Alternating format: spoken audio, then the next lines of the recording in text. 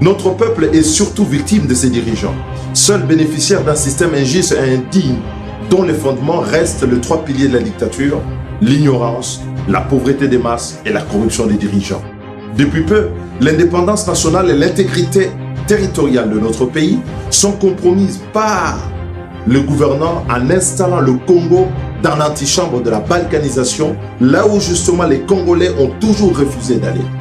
Aucun patriote, doué de raison et de sens d'humanité, ne peut accepter que la situation actuelle de notre pays puisse perdurer.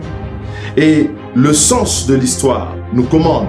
de rechercher la dignité nationale et de notre peuple, ce qui implique un rassemblement de tous les compatriotes consciencieux pour constituer une volonté commune de puissance nécessaire à la refondation de l'État congolais au service du bien-être de chacun d'entre nous. Il nous faut pour cela retrouver dans notre pays à la fois le sens de l'intérêt général, bannir l'égoïsme et rétablir le sens du bien commun. C'est la responsabilité de tous et de chacun.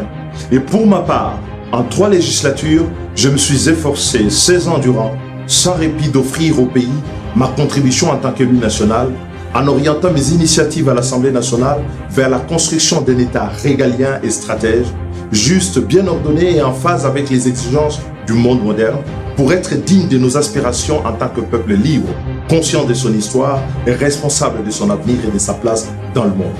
Ainsi, avais-je focalisé mon travail parlementaire